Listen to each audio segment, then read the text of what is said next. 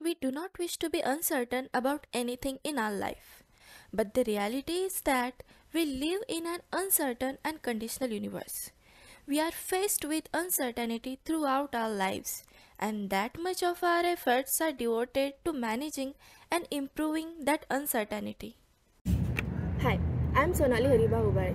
I'm going to talk about the book Uncertainty in Games, written by Mr. Greg Costigan. He says, if you're uncertain about anything in a game, why even bother playing?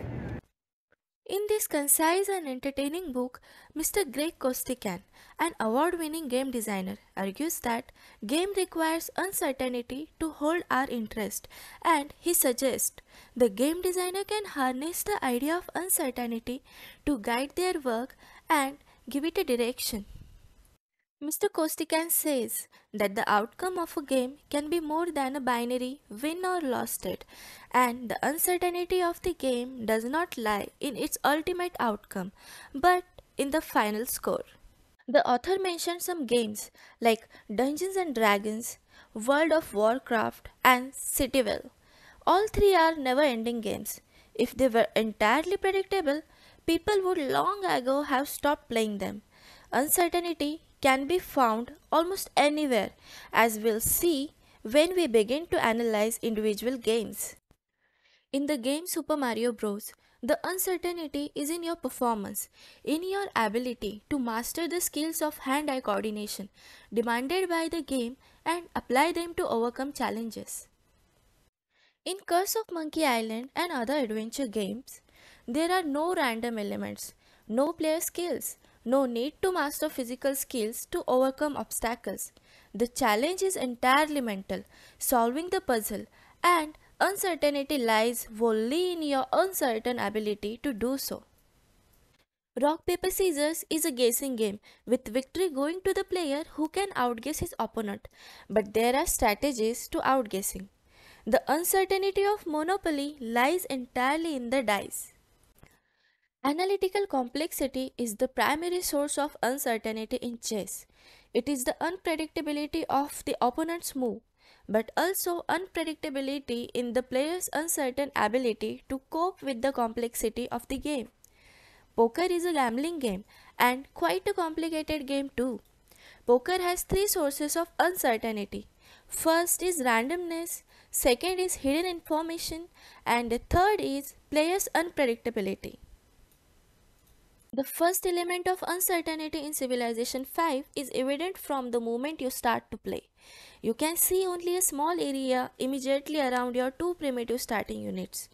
There is player's uncertainty, there is randomness, and fog of war is another form of uncertainty in this game. Uncertainty is not a unified concept, though it expresses itself in many ways and many forms. The author has described some of the forms of uncertainty in this book. First, performative uncertainty. This is the uncertainty that you, as a player, can actually perform the task needed to finish the game. The second type of uncertainty is solver's uncertainty. It is a similar kind of uncertainty, except it adds cognitive, challenging tasks. The difficulty is often seen as the core of what makes a game game. The third kind of uncertainty is player's uncertainty. This is the phenomena where you have no idea what your opponent is going to do next, and the player tries to read what your opponent is going to do next. Analytic uncertainty is the fourth kind of uncertainty. It is basically uncertainty that accompanies not being able to anticipate the state space of game, but this is precisely what makes it engaging. In a game like Tetris, you can make small risk or reward decisions, like choosing between stacking your blocks higher to get a Tetris at the risk of ending the game prematurely. But you can't predict the change far enough to solve this game beforehand. The next type is called procedural uncertainty and is the use of random number generators. A game like Splunky uses procedural level design to keep players engaged. Hidden information uncertainty is the next kind of uncertainty. It means deliberately obscuring information from the player to craft specific form of gameplay. You have to anticipate what your opponent's biases are, what they think.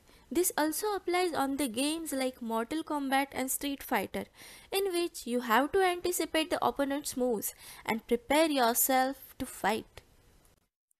The final form of uncertainty is interpretive uncertainty. It is a mix of narrative, semiotic, and perceptual uncertainty. For example, a game like PT is just about walking through corridor, but the real play comes from piecing together what is going on. This type of uncertainty is extremely important while crafting environmental storytelling. Mr. Greg Costigan says that uncertainty helps the game designer to design their games and it has a distinct impact on a play. The author says we should take a careful look at the game while designing a game, where its uncertainty lies. What uncertainties does the player face?